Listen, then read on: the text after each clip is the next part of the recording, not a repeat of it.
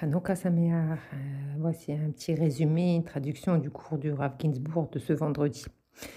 Alors, d'abord, on va se souhaiter Hanouka Sameach et pour vivre vraiment un Hanouka joyeux, il faut vivre la Géoula Bezrat Hashem, dans la Géoula Shlema. Alors, on aura vraiment un Hanouka le plus joyeux qui peut s'exister, puisque Hanouka, c'est Hanou qui veut dire inauguration, Ka, c'est Chaf et du 25 Kislev. Donc, en vérité, un Hanouka, le Rabbi explique qu'il y a eu véritablement trois grands miracles. Il y a eu le premier miracle, le 24 Kislev, qui est la victoire des Hashmonaïm contre les Grecs. Ils étaient une petite poignée de Kohanim, de gens qui ne savaient pas faire la guerre. Dieu leur a donné la victoire contre une armée très très forte et très puissante. C'est le premier Nes. Le deuxième Nes, c'est que quand ils sont rentrés dans le Beth Amikdash, ils ont trouvé très facilement cette petite fiole d'huile avec le tampon du Kohen Gadol.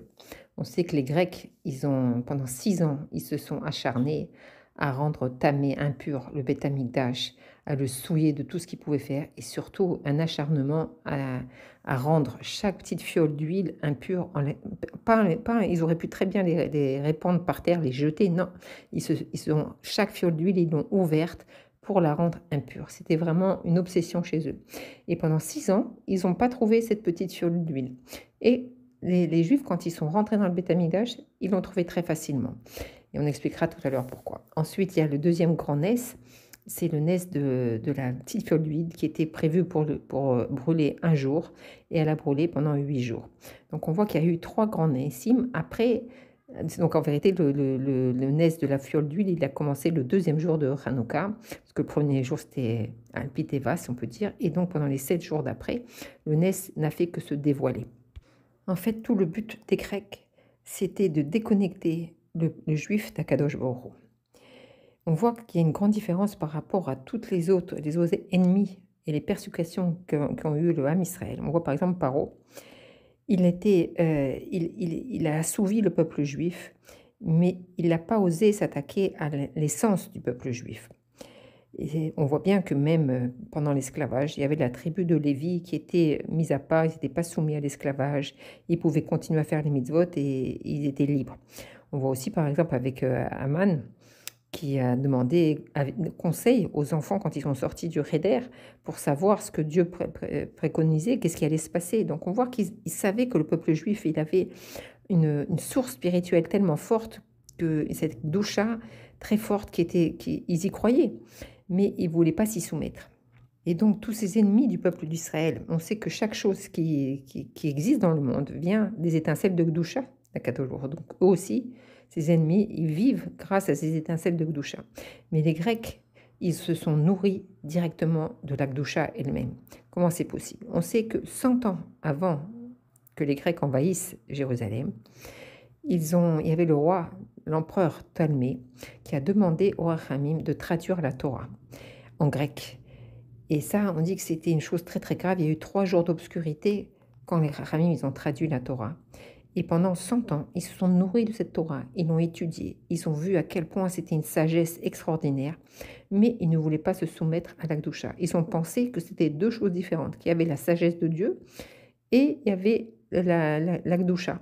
Et donc, ils voulaient que la sagesse, pas la Gdoucha. Ils ne voulaient pas d'un Dieu et se soumettre à un Dieu. Eux, ils avaient leur divinité, l'Avdil, l'Avdil, l'Avdil, et ils ne voulaient pas du Dieu d'Israël. Et donc, ils ont pris toute la Torah pour faire toutes les bases de la philosophie, que jusqu'à aujourd'hui, cette culture, elle continue d'exister dans le monde. Donc, en vérité, on voit que tous les ennemis d'Israël reconnaissent la divinité, savent que c'est une puissance au-dessus de tout et qu'il y a une puissance, c'est le Hémet, mais ils ne veulent pas s'y soumettre. Alors, on voit que les premiers ennemis, alors ils se sont surtout focalisés sur assouvir le peuple juif et essayer d'exterminer le peuple juif, que Dieu préserve, se battre contre le peuple juif tellement.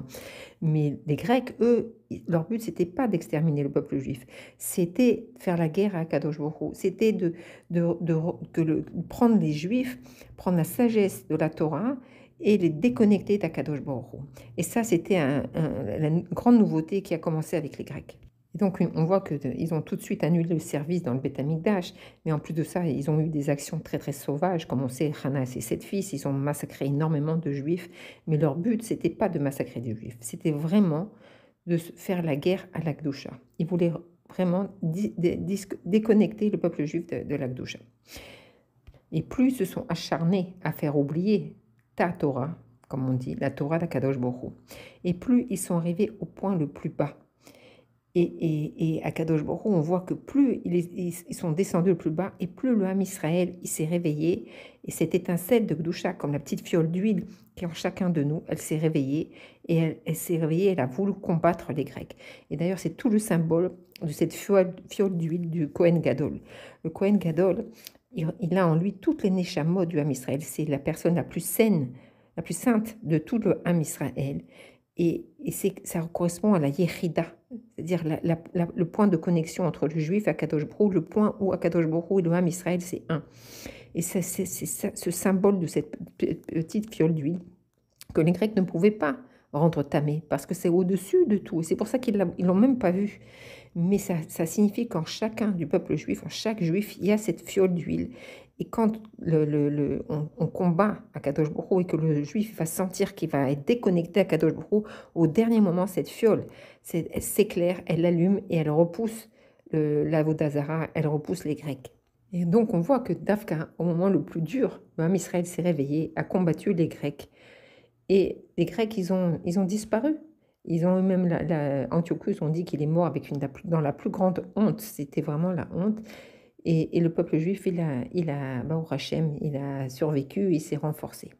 Et donc, Hanouka a duré, donc le Nes, on a dit le premier jour, c'était normal, les 7 jours, parce que Hashem, il a créé le monde en 7 jours. Et alors, il a voulu montrer que tous les dévoilements du nom de Dieu, ils percent toute la réalité du temps, tout le cycle du temps, qui dure 7 jours entiers. Et donc, c'est ce symbole que Akadosh Baruch Hu, il est au-dessus de temps et il est aussi dans le temps. Et donc maintenant, le rabbi nous fait remarquer quelque chose de très très spécial, un chidouche de cette fête de Hanouka qui est complètement différent de toutes les autres fêtes. Toutes les autres fêtes ont un point commun qui est d'exprimer la mitzvah du jour. Par exemple, la mitzvah de la fête de Pessah, c'est manger la matzah. Shavuot, c'est écouter les 10 commandements, aller à la choule, même les petits-enfants, ils vont à la choule. Sukkot, c'est s'asseoir dans la soukha, avec aussi les 4 espèces. Purim, bien que Purim n'est pas une fête qu'on retrouve dans le Chumash, c'est une fête du Tanar, mais c'est la fête aussi où on fête Purim par le Mishté, par la Simra et les 4 mitzvot. Donc c'est-à-dire que toutes les fêtes, ces fêtes-là, elles ont un point commun, qui est fixé par les Rachamim, de faire une séouda de fête, avec du vin et de l'eau et de la viande. On est obligé de faire une séouda. Mais Hanouka, qui est une fête qui a été instituée par les Rachamim après le Tanar, cette fête-là, on n'a pas d'obligation de faire une séouda, pas de kidouche et même pas besoin de faire netilat et motzi. Mais par contre, les Rachamim, ils ont instauré une manière de fêter Hanouka par le Hallel, le remerciement à Kadosh Baruch Hu, par l'allumage des bougies et de diffuser le miracle de Hanouka. Pourquoi insister sur le côté spirituel? Parce que justement, c'est ce qu'on a expliqué tout à l'heure. Hanouka, c'est le moment où les Grecs, ils ont voulu nous couper d'Akadosh Baruch Hu. Donc on ne peut pas fêter cette fête-là de la même manière que les autres fêtes qui ont eu surtout une opposition physique. Là, on s'est attaqué à l'âme même du peuple juif. Et donc par le fait de remercier Akadosh Baruch Hu, diffuser les nissim de Hanouka, alors on révèle cette fiole d'huile qui est à l'intérieur de chacun de nous. Donc on voit que toutes les fêtes ont en commun ce sauvetage physique. Et même, on a dit, Purim, qui est arrivé à la fin du deuxième Beth Amikdash, aussi commémore un sauvetage physique. Contrairement à la fête de Hanouka, comme on l'a dit, qui était au niveau que les Grecs se sont nourris de la Torah et de la chorma de la Torah. Le point le plus haut de la Gdusha, c'est la chorma de la Torah. Et eux, ils ont réussi à s'emparer de cette chorma et la rentrer dans la klipa. C'est-à-dire que c'est un renforcement des forces du mal, tellement forte qu'il a fallu vraiment se battre pour arriver à les atténuer. Mais après la fête de Hanouka, les Grecs ont peut-être disparu, mais la culture grecque est restée dans le monde et elle a continué à faire des ravages. Et donc après, il y a eu les Romains et ainsi de suite. Tous les ennemis du peuple d'Israël ont compris que le Ham Israël était au-dessus de la nature et ont voulu justement le déconnecter de notre Père. Il n'y a pas d'autre fête où l'on commémore la victoire spirituelle. C'est seulement la fête de Hanouka. Et donc on a gagné et on est revenu à nous-mêmes. On a ramené la lumière de l'Akdosha dans la Torah. On est revenu comme c'est écrit dans la Torah, Oska beTorah Tera, de s'occuper de ta Torah. C'est-à-dire qu'on est revenu avec la Torah d'Akadosh Baruch Hu, c'est ta Torah et c'est la nôtre aussi. Et donc on comprend pourquoi maintenant les Rachamim ont fixé l'année après Hanouka, de fixer la fête, comment fêter cette fête-là. Ils ont compris qu'il fallait, pour commémorer cette fête, avec un accent sur la spiritualité. Et c'est pour ça que Hanouka est fêté par l'allumage des Nérot et par le Hallel. Donc plus profondément, on peut expliquer que si on essaie de se connecter aux fêtes d'une façon de ressenti, d'expérience, comme que même un enfant peut ressentir, alors on pourrait se dire que je mange la matzah à Pessah parce que je veux me rappeler que j'étais esclave en Égypte et qu'Akadosh Baruch Hu, il a fait un grand miracle pour nous sortir d'Égypte et que toutes les fêtes, c'est retourner en arrière, c'est-à-dire se rappeler du Nes qu'Akadosh Baruch Hu nous a fait et essayer de le vivre aujourd'hui, de ramener ce Nes au jour d'aujourd'hui pour le remémorer et prendre toute la force pour vivre de nouveau ce Nes. Et donc c'est pareil pour Shavuot, on se rappelle du Har Sinaï, on revit Har Sinaï, on essaye que ce Har Sinaï, que la réception du don de la Torah, il soit renouvelé, qu'aujourd'hui on ressente ce don de la Torah. Sukkot, c'est la même chose, on se rappelle qu'on était dans le désert et qu'on vivait sous les Anané Kavod, et donc le fait de se rappeler, ça nous aide à le revivre aujourd'hui. Pareil pour Purim, c'est se rappeler de cette situation pour la revivre aujourd'hui. Mais Hanouka, elle n'est pas du tout la même chose. D'abord, comme on l'a dit, ce n'est pas une fête qui est instituée dans le Tanakh. Il n'y a pas de Megillah. On allume les bougies, on le fait en allumant les bougies, en diffusant le Nes dans tous les endroits du monde et sans limite, comme on voit de nos jours. On a allumé la Hanouka en Iran, en Irak et même en Arabie Saoudite. Et ça, c'est l'expérience de l'allumage. C'est ça la fête, c'est l'allumage des bougies. Et ça nous transporte directement, pas dans le passé, mais ça nous propulse vers l'avenir. Ça nous propulse dans l'allumage de la Menorah du Beth Amikdash. Alors oui, à l'époque de Hanouka, c'était le deuxième Beth Amikdash, mais ce deuxième Beth Amikdash, c'est qu'une porte vers le troisième Beth Amikdash. Et donc directement, on est propulsé directement dans le futur. Et donc, c'est pas dans le souvenir, mais c'est dans le futur. Et c'est ça son chidouche. Elle n'est différente, on ne la fête pas comme les autres. Toutes les autres fêtes, on se rappelle, on a un souvenir et on essaye de vivre ce souvenir aujourd'hui. Hanouka, c'est se propulser dans la Géoula, commencer à sentir le troisième Beth Amikdash et se préparer à allumer la Menorah du troisième Beth Amikdash. Et même le nom de Hanouka, comme on l'a dit, Hanouka, c'est l'inauguration de la maison d'Hachem. Quel est ce message de l'huile? Quel est le message qu'on doit retirer de Hanouka? Alors, il y a deux niveaux. Le premier niveau, on doit savoir que l'huile, elle est le liquide le plus haut. On sait que quand on essaye de mettre de l'huile, on mélange de l'huile avec un liquide, l'huile, elle reste toujours au-dessus. Et on sait aussi qu'on ne mange pas l'huile. On en boit on en rajoute dans nos aliments pour donner un bon goût. Et donc, l'huile, elle a la fonction qu'avec quelques gouttes, directement, elle est absorbée et elle s'étale dans tous les aliments qu'on va mettre. Mais l'huile, elle a surtout une autre fonction, et une fonction qui est totalement différente, qui n'a aucun lien avec la nourriture. C'est la fonction d'éclairer, c'est la force d'éclairer. Et pas seulement d'éclairer, mais Hanouka, c'est la force d'éclairer l'obscurité.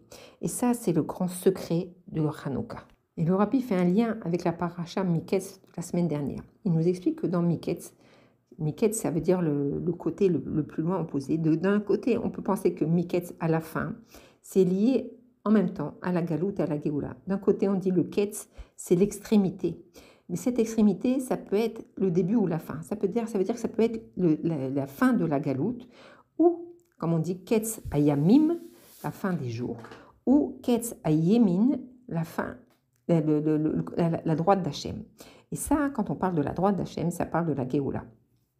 Quand on dit Miketz, ça représente la fin de la galoute, ça veut dire qu'on est encore dans la galoute et on supporte encore l'obscurité difficile, les problèmes et les événements difficiles. Et chaque jour qui passe, c'est de plus en plus difficile. On est sûr qu'Hachem va nous donner la force pour affronter encore cette épreuve et encore cette épreuve. Mais on est encore dans la galoute. Et on sait que de la même manière que Davka, comme on l'a vu avec les Grecs, quand le peuple juif était au plus bas et que les Grecs imposaient des décrets tellement difficiles, alors Akadosh Baruch Hu a envoyé, a dévoilé un niveau de Gdusha beaucoup plus haut pour justement nous permettre de sortir de cette situation. Mais donc ça veut dire qu'on vit la galoute en sachant qu'Hachem il est tout le temps avec nous et qu'il va nous amener vers la Géoula. Mais quand on va de l'autre côté, c'est-à-dire qu'on se place du côté de la Géoula, et qu'on dit c'est Ketsa Yemin, et que ça veut dire qu'à chaque instant, j'attends la Géoula, à chaque instant, je vis la Géoula. Je suis Miket, ça veut dire qu'il n'y a pas un instant où je reste sans rien faire pour la Géoula. Je vis la Géoula. Et tant qu'il n'y a pas une Géoula Shlema, alors j'ai pas vraiment de vie, j'ai pas de repos, j'ai pas de kiff, j'ai rien du tout. Et comme on peut le voir d'ailleurs avec Yaakov dans notre paracha, dans la paracha Vayagash, où Paro lui demande quel âge il a, et il donne son âge et il dit qu'il a une vie avec peu de jours et une vie amère si on peut dire. Pourtant Yaakov, il a eu une vie remplie de beaucoup d'événements. D'abord il a 12 enfants de tzadikim. Il a un de ses fils qui est vice-roi de l'empire le plus grand du monde. Et pourtant, il se plaint qu'il n'a pas ses jours sont peu nombreux et ne sont pas agréables. Pourquoi? Parce que tout instant dans ce monde n'a aucun intérêt s'il n'y a pas la Géoula. Yaakov, toute sa maot, toute son essence, c'est de vivre la Géoula. Et c'est ce qui nous transmet, c'est ça la force de Yaakov qui nous transmet à chacun du peuple juif. Que c'est pas, on n'est pas on ne demande pas des forces pour supporter la longueur de la galoute, mais on veut des forces pour se basculer, pour vivre la Géoula aujourd'hui même. Je veux la Géoula, rien d'autre ne peut me satisfaire. Même si Hachem me donne tout le bien du monde, et que je reste dans la galoute, ça ne m'intéresse pas. Je veux la Géoula. Et ça, c'est la force de la Hanouka. C'est ça le secret de Hanouka. C'est d'espérer et de vouloir vivre la Géoula. C'est de ne pas accepter rien du tout comme compensation. On veut la Géoula. Et quand on vit de cette manière-là, alors Hanouka, ça nous propulse vers l'avant, comme on dit, vers le futur, vers la Géoula. Et quand on va rencontrer, que ce soit un problème, un ennemi, on ne va pas voir le problème en lui-même et demander à Hachem qui nous aide dans ce problème. On va voir que justement ce problème, c'est un défi qui va nous permettre d'éclairer encore un endroit du monde, qui va nous permettre d'éclairer encore un juif. Et que cette force d'éclairer un juif et d'éclairer le monde, elle vient justement de l'huile de Hanouka, de la petite fiole d'huile. Et c'est cette force qui nous est donnée à Hanouka. Et c'est pour ça que les Rachamim nous disent que Anerot alalou lopetelim la lavo, que la fête de Hanouka ne sera pas annulée la lavo, alors que toutes les autres fêtes, on dit qu'elles sont annulées dans le sens où elles ne vont pas amener une lumière plus forte. Mais la lumière de Hanouka, elle est éternelle et elle sera toujours aussi forte. Et cette force de cette lumière de Hanouka, c'est pas seulement annuler le mal, l'obscurité, mais elle permet à l'obscurité de se transformer en lumière. Et d'ailleurs, c'est pour ça que Hanouka tombe en Kislev, où d'ailleurs les nuits sont les plus longues. Et à la fin du mois, il n'y a plus du tout de lumière, comme on avait hier soir, c'était la 5e lumière de Hanouka. Il n'y a pas de lune, on a dit ça ne peut pas tomber Shabbat, ça ne peut pas tomber Rosh Chodesh. Donc c'est la nuit la plus sombre. Et Akadosh Baruch Hu, il vient dire à chaque juif, allume cette petite lumière, malgré toutes les épreuves, les difficultés. Cette petite lumière, elle est éternelle et elle a la force d'éclairer l'obscurité la plus grande. Et le rabbi de nous dire que justement, l'enseignement de Hanouka, c'est que justement, depuis l'époque de Hanouka, nous avons reçu des forces supérieures d'Akadosh Baruch Hu. On a reçu l'huile de la Torah, qui est venue par étapes. Comme au début, à l'époque de Hanouka, c'est comme si on avait mis quelques gouttes d'huile juste pour donner du goût. C'est-à-dire au début, juste pour mieux comprendre le niglé. Le niglé, il a été, on a pu mieux comprendre notre esprit, il a mieux compris la Torah. Et d'ailleurs, on a vu après Hanouka, il y a eu toute l'époque des Amoraïm, des Tanaïm, des génies de la Torah. Leur gdoucha, elle était tellement grande qu'on dit que même s'il y avait un oiseau qui volait au-dessus de leur tête, l'oiseau il brûlait. Et c'est Tafka, c'était pour montrer que tout ce qu'avaient voulu faire les Grecs, ils n'avaient pas réussi et qu'au contraire, ça donnait encore un lien encore plus grand entre le peuple juif et Akadosh Baruch Hu. Ensuite, la galoute, elle s'est renforcée. La clépate des Grecs, elle s'est encore développée. Malgré la chute d'Antiochus, la culture grecque s'est enracinée dans le monde. Et même que Dieu préserve beaucoup du âme des Juifs, ils sont liés, ils sont rentrés dans cette culture, jusqu'à arriver vraiment au summum à l'époque du Baal Shem Tov, avec le mouvement de la Scala, avec des idées tellement galoutiques, se libérer d'Akadosh Baruch Hu, etc., toutes ces choses-là.